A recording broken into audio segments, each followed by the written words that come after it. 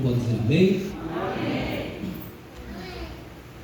E naquele dia, sendo já tarde, disse-lhes: passemos para a outra margem. Amém. Glória a Deus. Naquele dia, sendo já tarde, disse-lhes: passemos para a outra margem. Amém. Amada igreja, Mateus, Marcos e Lucas são os três evangelistas que narraram esse acontecimento tão significativo no ministério de Jesus. A epígrafe desse texto diz que Jesus apazigua a tempestade. Porém, o mais impressionante não é só observar o ato de Jesus apaziguar a tempestade. Apaziguar a tempestade foi muito importante porque é um milagre que justifica esses evangelistas colocarem dentro de suas escrituras este acontecimento. Porém, antes de chegarmos propriamente falando no milagre, Jesus se utiliza, e eu acredito aqui em um propósito, não é algo que aconteceu por acaso, mas acredito que Jesus ele tem um entendimento de tudo que aconteceria naquele dia que já era tarde, em torno de si mesmo e dos seus discípulos, a partir do momento que eles entrassem no barco para ir para o outro lado. Então Jesus, ele vai ensinar os seus discípulos algumas lições, e paralelamente essas lições são tão verdadeiras, são tão leais, são tão significativas, e elas são duradouras, que essas lições também se aplicam a nós e servem para o nosso aprendizado no dia a dia. Primeiro, precisamos observar que naquele dia, e é bom entender que esse dia é um dia de muitos ensinamentos. Se vocês olharem os textos anteriores, no capítulo 4, vocês vão perceber que aquele dia foi um dia dedicado ao ensino. Jesus vai se utilizar de várias parábolas naquele dia para ensinar os seus discípulos. Depois de um dia de estudos, depois de um dia de ensinamentos, agora esse dia já passou e já está tarde, já é tardezinha. Jesus dá uma ordem para os seus discípulos naquele dia de ensinos.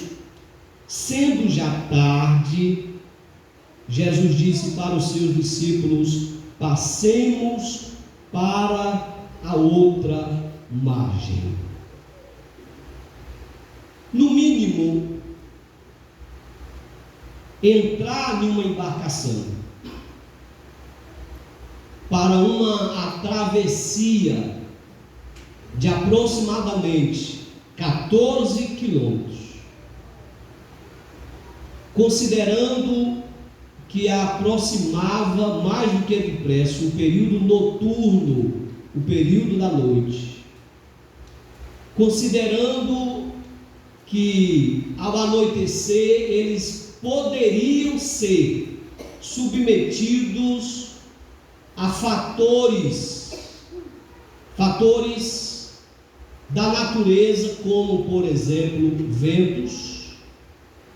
ventos que na proporção que fosse aumentado pudesse gerar tempestades. Considerando esses fatores, entrar agora no barco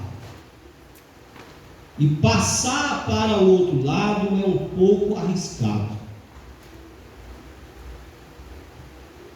Os discípulos não questionam em nenhum instante, mas talvez possa ter passado, porque passa agora na minha mente, o fato de alguém ter dito para si mesmo: seria interessante a gente dormir e só irmos para o outro lado amanhã,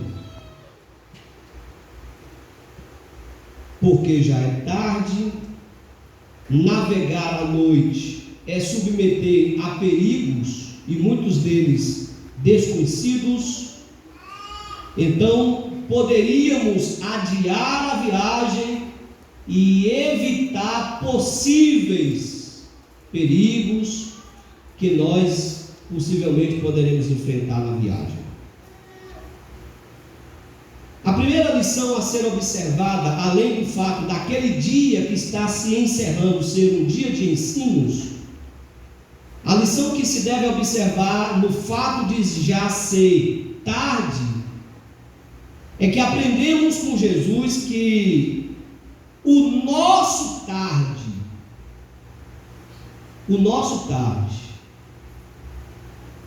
pode ser o tempo que Deus reservou para começar em nós, ou através de nós, ou para nós, uma grande obra. O nosso tarde pode ser o começo de Deus para a realização de uma grande obra ao nosso favor. O nosso tarde, aquilo que para nós está se esgotando no sentido do cronômetro, pode ser para Deus o início de uma grande obra. Agora não dá para fazer mais nada pela minha saúde, já é tarde. Agora não dá para fazer mais nada pelo meu casamento, já está tarde. Agora não dá para fazer mais nada pelo resgate dos meus filhos, agora é tarde. Agora não dá para fazer mais nada pelo resgate da minha vida espiritual, está tarde. O nosso tarde pode ser o início de Jesus em nós para a realização de uma grande obra. Deu para entender, meus irmãos? Está tarde, o sol está para se pôr, mas Jesus está dizendo: entra no barco e passemos para a outra margem. Segundo, apesar das possíveis dificuldades que uma viagem dessa natureza possa oferecer ou produzir, Jesus disse: passemos. Quando Jesus diz passemos, obviamente, claramente, Jesus está dizendo: é tarde, eu entendo a insegurança de vocês, compreendo que é possível perigos, e são os perigos da noite, mas eu não estou dizendo ide, eu estou dizendo passemos. Deu para entender mesmo? Se Jesus está dizendo passemos, significa o mesmo que dizer: vocês vão, é perigoso, tem um objetivo, mas eu irei com vocês. Vocês não estão e não estarão sozinhos. Pega essa palavra. Eu estou com vocês para o que der e vier. Eu estou com vocês para o que der e vier.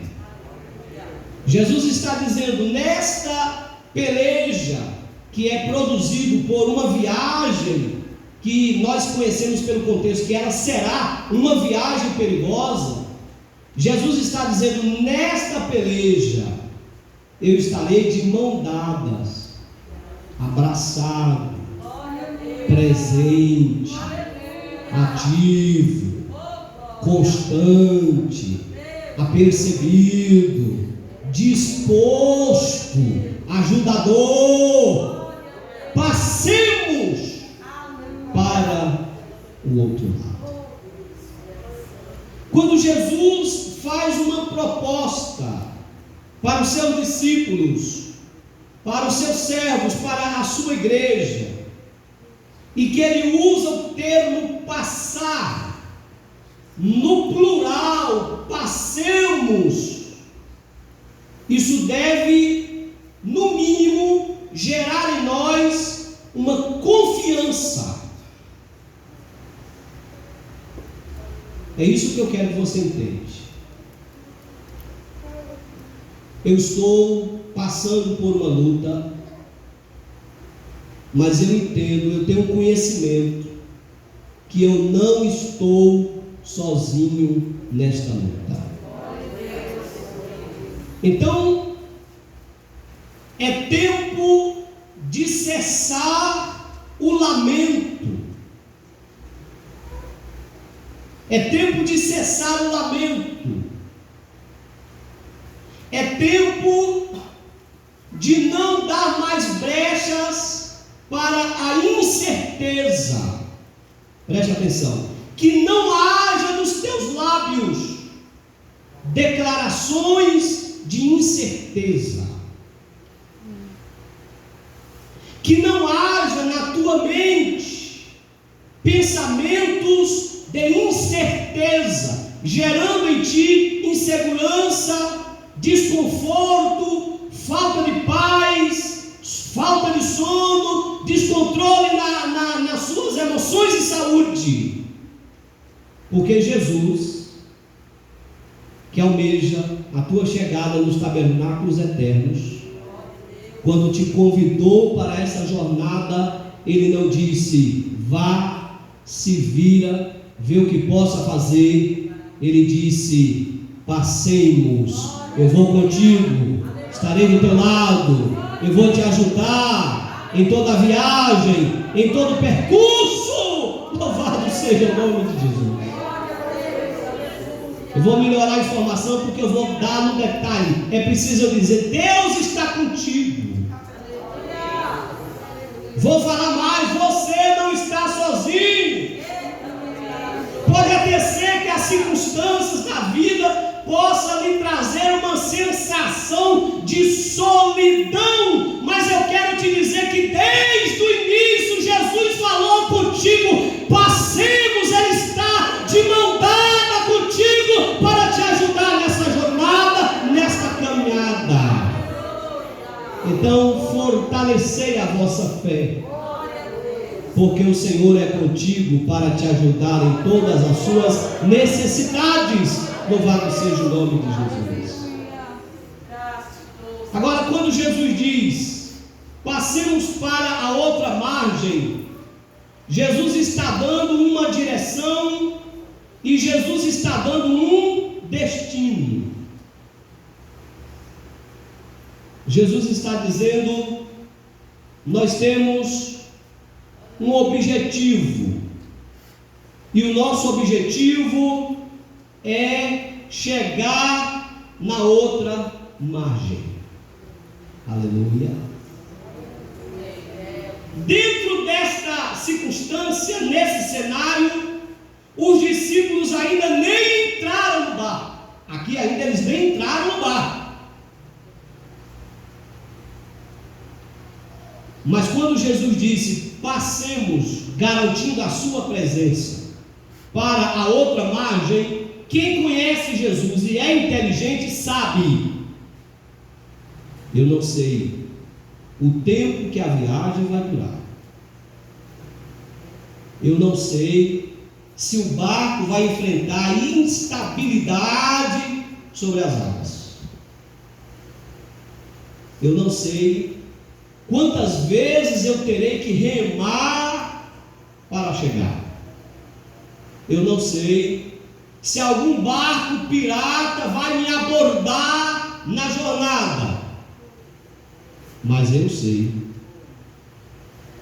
que independente do tempo que durar, que independente da circunstância que eu enfrentar, eu sei que independente do esforço que eu tiver que fazer, eu sei que vou chegar.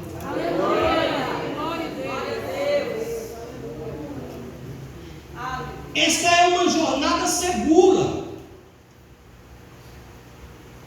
Por que eu sei que vou chegar antes mesmo de entrar no barco? Eu ainda estou na praia. Apenas Jesus acabou de dizer, entre no barco e passemos para outra margem. Mas por que eu sei que eu vou chegar? Porque Jesus deu a sua palavra que estará comigo. Então eu vou chegar. Aleluia. Deu para entender, meus irmãos? Quando Jesus dá a sua palavra que estará comigo, então há uma certeza que eu vou chegar, e não vou chegar despedaçado, não vou chegar rasgado, não vou chegar despenteado, não vou chegar decepcionado, eu vou chegar testemunhando que no percurso eu vivi milagres, porque Jesus disse que eu vou chegar. Eu vou chegar. Então observe bem que qualquer pessoa que é inteligente, e eu sempre digo isso, qualquer pessoa que tem boa memória, e eu digo sempre que os vitoriosos são caracterizados por várias características, e uma delas é ter boa memória, para não se esquecer nunca de tudo que Deus fala com a gente. Tudo que Deus fala com a gente tem que ser considerado, e tudo que Deus fala com a gente tem que ser conservado, e tudo que Deus fala com a gente tem que ser guardado em nossa memória, porque tudo que Deus fala com a gente vai servir como base de fé, de convicção no tempo do aperto. Parece que os discípulos, dentro desse cenário, não tinham boa memória, porque Jesus disse, passemos, Ele está junto, e Jesus disse, iremos para a outra margem, há um destino para ser alcançado, para ser chegado, e vai ser alcançado, porque Jesus estará no barco, até então estará no barco. Mas lá na frente eles vão entrar em crise e em desespero, dando a entender que eles esqueceram que Jesus disse, nós vamos alcançar o nosso objetivo. Aleluia. Aí eu poderia dizer para você nessa noite, porque abates a tua alma, porque te incomodas tanto, perdendo a paz, perdendo a calma, perdendo o controle. Se Jesus disse que você vai chegar, Ele não disse que vai ser fácil. Jesus não disse, como eu vou por vocês, então vocês nunca terão problema. Jesus não disse isso. Jesus não disse, como eu irei por vocês, então não haverá tempestade. Jesus não prometeu isso. Jesus não disse, assim como eu vou por vocês, então vocês não terão que esforçar muito. Também Jesus não prometeu isso. O que vai acontecer no percurso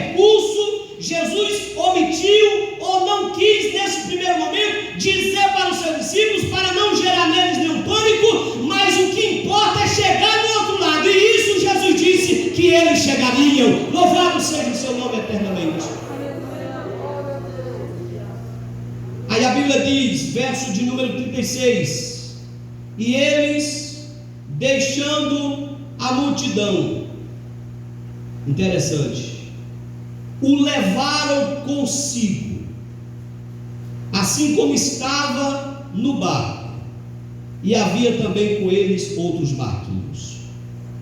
Vamos analisar o verso 36. Primeiro, deixaram a multidão. Segundo, levaram Jesus com eles. Entraram no barco e levaram Jesus com eles. E é lindo, e a gente prega isso sempre dizendo: quando Jesus está no barco, o barco não afunda. Verdade.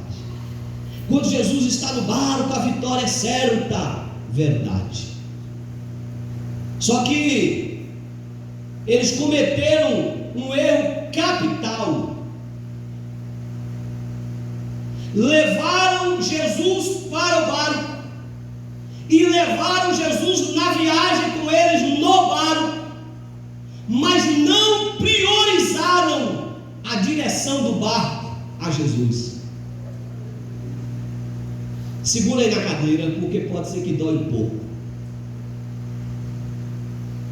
Talvez as nossas queixas de insucessos na procura e na busca por vitórias que nós necessitamos e buscamos e queremos, seja o fato de nós nos acomodarmos com Jesus no barco, mas não permitir que Ele esteja na direção do barco. Jesus entrou no barco, mas Jesus estava apenas de carona no barco. Fique à vontade, tem um lugarzinho para o senhor, se o senhor quiser, lá na polpa do barco. A viagem vai demorar um pouco. Se o senhor quiser, dá até para o senhor dormir. Nós somos precavidos, trouxemos para o senhor uma almofada. Está lá na polpa do barco. O senhor pode descansar lá. Quem diz isso é a Bíblia. Eu só estou usando uma linguagem diferente. Agora, onde é que fica a polpa do barco? Na frente ou atrás? Frente ou atrás? Trás. A polpa do barco é a última instância na parte traseira da embarcação. Os discípulos levaram Jesus e não priorizaram para Jesus o que é chamado no mundo da navegação de proa, que é a parte dianteira do barco. Eles deveriam, assim que entrasse no barco, dizer: Senhor, nós fazemos questão. Eu sei que devido ao dia inteiro de ensinos, o senhor fisicamente pode estar até um pouco cansado, mas a gente precisa que o senhor esteja conosco na proa do barco. Aguenta mais um pouco, porque para nós não é interessante que o senhor esteja na polpa do barco, porque enquanto o senhor estiver na proa do barco, o senhor vai escolher o melhor caminho nas águas, o senhor vai decidir a direção que vamos tomar nas águas, o senhor saberá desviar dos perigos das águas, enquanto o senhor estiver aqui conosco na frente, na proa, na direção do barco. Aleluia! Aleluia!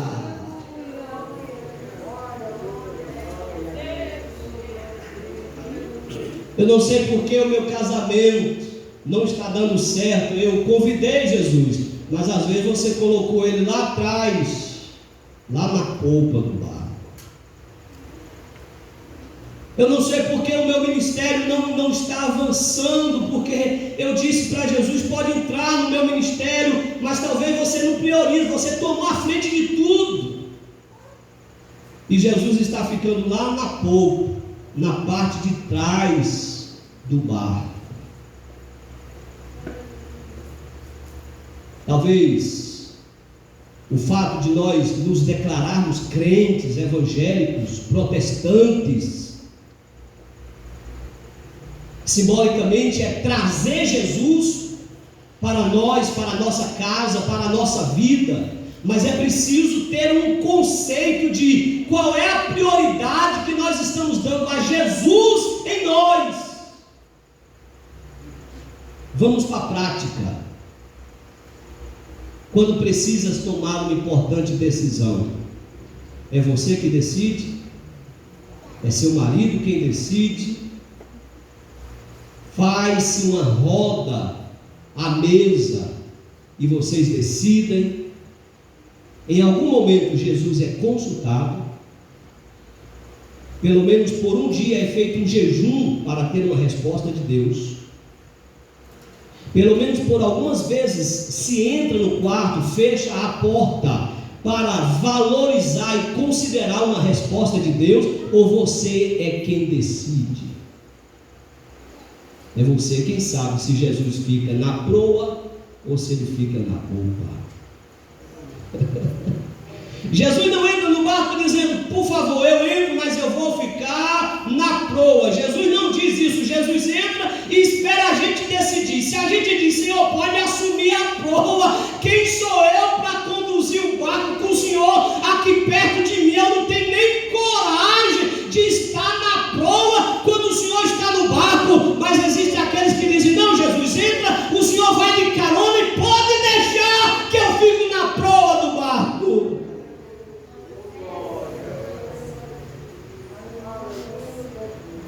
Aí Jesus diz, se ele falar alguma coisa, eu assumo. E ele está falando agora. Se ele me convidar, eu assumo a direção. Eu fico na frente. Eu tomo a direção de tudo. Se ele achar que pode, se ele achar que tem a direção, se ele achar que tem o controle, se ele achar que a experiência é suficiente, se ele achar que a habilidade é suficiente, então eu fico lá na polpa, descansando.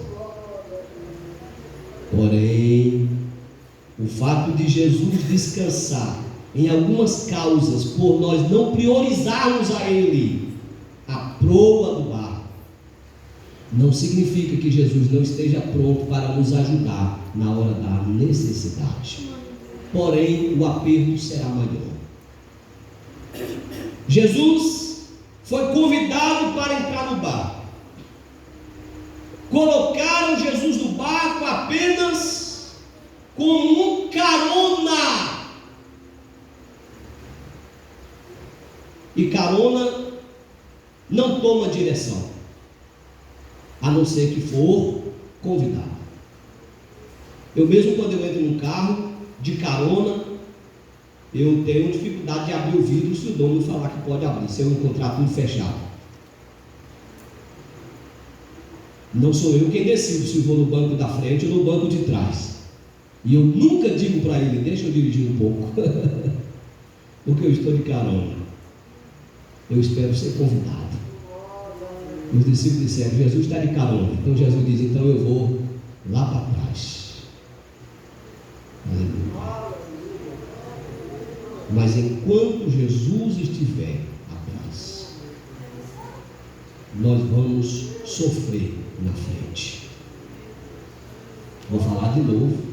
Enquanto Jesus estiver atrás, nós vamos sofrer na frente. Vamos passar medo, vamos passar aperto, vamos passar frio, vamos acreditar que chegou o ponto até de morrer, enquanto Jesus estiver na frente e a gente, Jesus estiver atrás e a gente na frente. É exatamente o que vai acontecer com os discípulos de Jesus. A Bíblia diz que quando Jesus vai para trás, levantou-se uma grande tempestade de vento, versículo 37. Essa tempestade de vento é uma tempestade seca, não tem chuva, é vento sem chuva. Os teólogos dizem que não foi a primeira vez nem a última que houve no mar da Galileia uma tempestade de vento como essa. Era algo que acontecia de tempo em tempo. Levantou-se uma grande tempestade de vento, um temporal. Na proporção que o vento começou a soprar forte, obviamente, ele começou a levantar as águas, a volumar as águas. E na proporção que as águas foram avolumadas, elas começaram a desestabilizar a embarcação. Diga comigo bem alto: todo mundo está sujeito a enfrentar a tempestade numa travessia. Todo mundo está sujeito. A diferença aqui não é o fato da tempestade. Se Jesus estivesse na frente, é possível que a tempestade tivesse se levantado também. A diferença é que se Jesus a essa altura tivesse à frente, ele teria evitado maiores desgastes para os seus discípulos e para a embarcação. Aleluia. Não sei se vocês entenderam, eu vou tentar melhorar aqui. Todo mundo está sujeito a luta. Quem ora mais, quem ora menos, quem jejua mais, quem jejua menos. A diferença está no desgaste que a luta é capaz de proporcionar na vida de cada um de nós, baseado na nossa inteira devoção a Deus e prioridade que damos a Deus.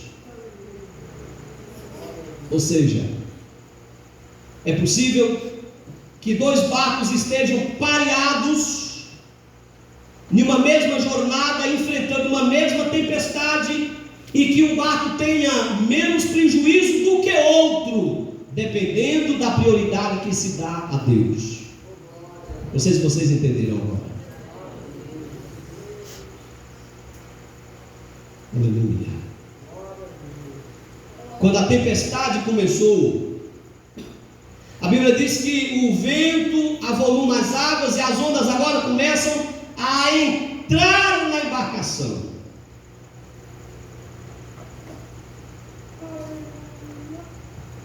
Parece que os discípulos que são acostumados, como Pedro e como João, que são acostumados com navegação, parece que no primeiro momento eles até tentam controlar, estabilizar a embarcação, mas chega um momento que eles não estão dando conta mais.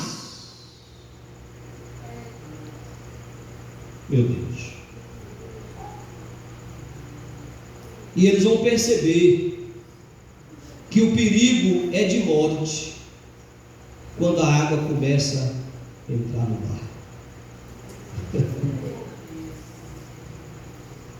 Qualquer navegação que ocorra nela, qualquer instabilidade, e que seja o caso de começar a entrar água no barco, significa que o estado chegou no pior possível. Porque de latinha em latinha, de caneco em caneco, se pode jogar água para fora por muito tempo, mas não para sempre. De caneco em caneco, se pode jogar água para fora do barco por muito tempo, mas não para sempre. Jogar água para fora do barco com um caneco pequeno significa um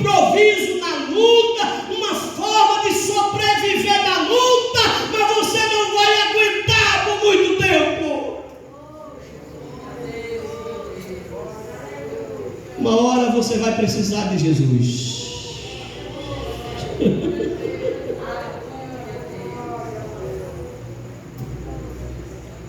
Porque você não sabe quando é que o vento vai passar. Você não sabe quando é que a água vai acalmar.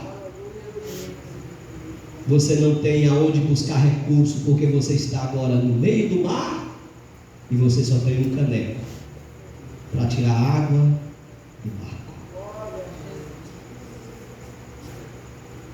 Quando nós percebemos que aquilo que é de fora começa a entrar dentro de nós, quando nós percebemos que aquilo que é de fora começa a entrar dentro de nossa casa, quando nós percebemos que aquilo que é de fora começa a entrar dentro do nosso ministério, da nossa vida espiritual, gerando em nós instabilidade, trazendo para nós desconforto e luta,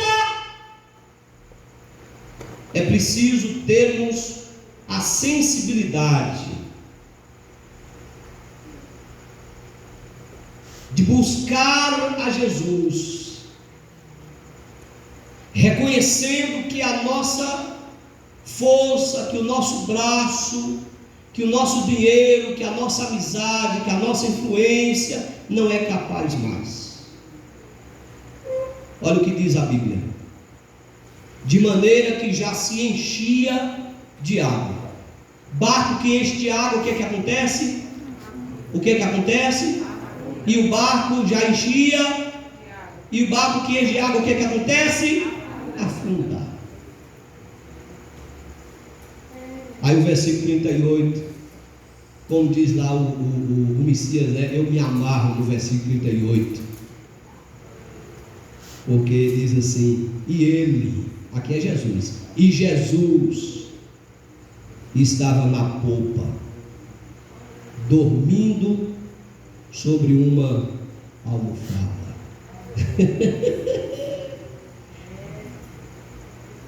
Tem várias lições aqui que eu não poderei citá-las todas. Vamos lá, por parte, pelo menos para citar pelo menos duas. Primeiro, tempestade, instabilidade, o barco balança mais do que antes, a água está entrando no barco, mas Jesus está dormindo sobre uma almofada. Está preocupado, hein? A primeira mensagem que Jesus passa quando ele dorme sobre uma almofada é o seguinte: apesar dos fatores externos que vêm e que se abatem contra nós, Jesus está dizendo: eu não perdi, por incrível que pareça, o controle da situação. Aleluia.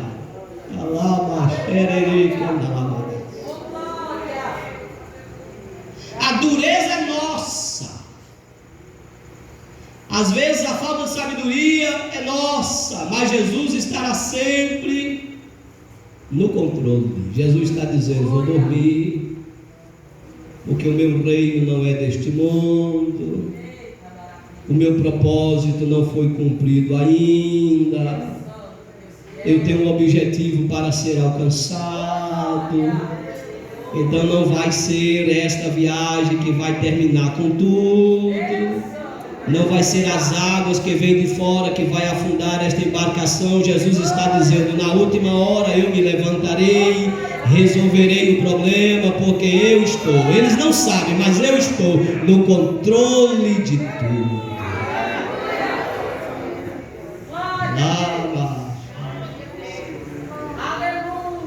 E o Espírito de Deus está dizendo para nós nesta noite do culto da família, ele está dizendo: eu estou. É para você mesmo, querido irmão.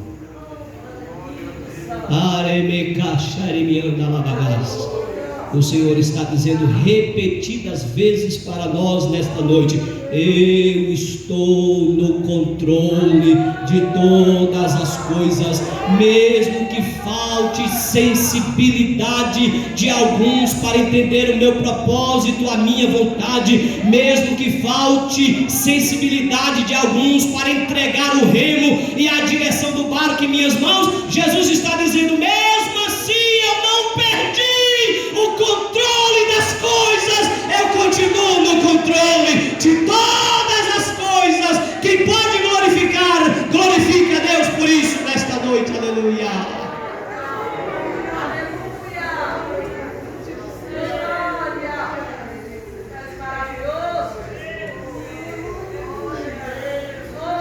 Segunda lição: Jesus está ao alcance. Apesar de ele não ter sido priorizado, apesar da direção não ter sido dada para ele pelos discípulos, apesar de ele nunca perder, independente de onde ele esteja, apesar de não ter dado para ele a proa do barco, o que nós aprendemos é que Jesus está ao alcance. Não importa o quanto distante você tem estado de Jesus. Talvez você modificou sua rotina de oração, sua rotina de leitura bíblica, sua rotina de jejuns, sua rotina de congregar, e talvez você, diante das pelejas e labutas desta vida, tenha se distanciado tanto de Jesus. Você não deixou de ser crente. Não passa na sua mente deixar de ser crente. Você diz: eu nunca vou deixar de ser crente. Porém, a sua comunhão com Ele é uma comunhão de alguém distante. É você lá na proa e Ele lá na popa. Mas eu quero te dizer nesta noite, e digo isso debaixo da autoridade do Espírito de Deus que fala na minha boca agora, que Jesus está ao teu alcance. Basta você virar-se um pouco lá para a popa, que Ele está lá. Vire-se um pouco para lá.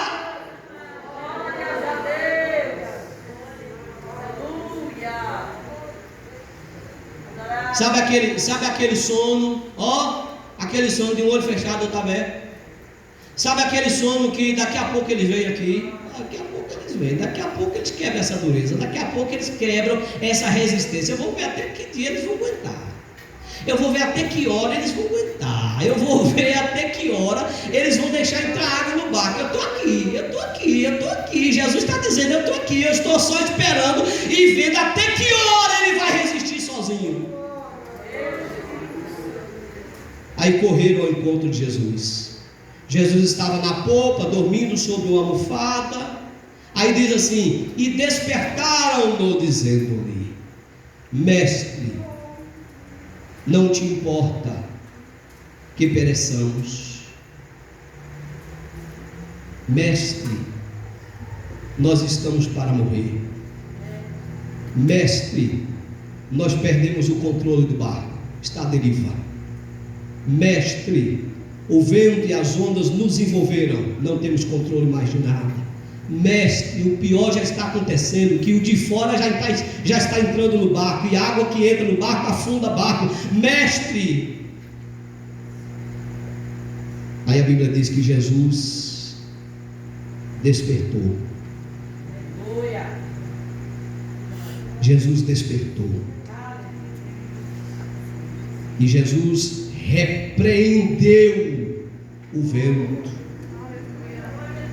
e disse para o mar: mar, cala-te, aquieta-te.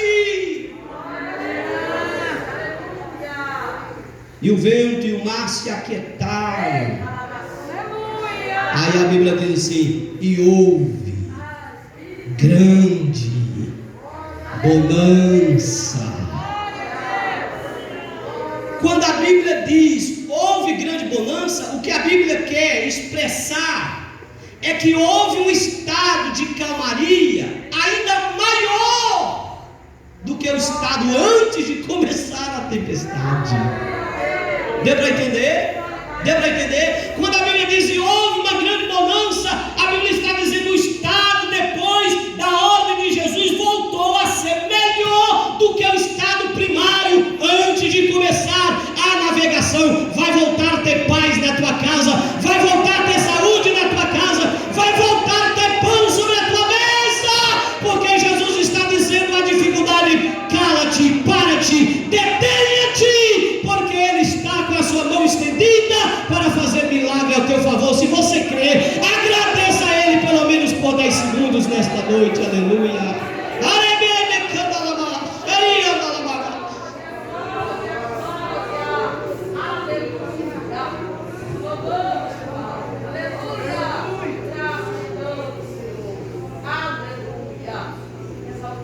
É que eu não tenho tempo para continuar. Jesus disse no versículo 40, porque vocês são tão tímidos. É o mesmo que dizer, eu fiquei esperando para ver se vocês eram homens, preste atenção, de atitude espiritual. Porque tem gente que só tem atitude para resolver as coisas na esfera carnal, humana e financeira. Eu tenho fé naquele médico, eu tenho fé naquele advogado. Se eu conseguisse determinado valor, eu tenho fé que eu resolveria esse problema. Se eu conseguisse falar com o seu fulano, meu problema estaria resolvido. Se eu conseguisse aquela ligação, meu problema estaria resolvido. E eu sei que Deus está falando com alguém aqui nesta noite. E Jesus está dizendo, a minha graça, o meu favor é que te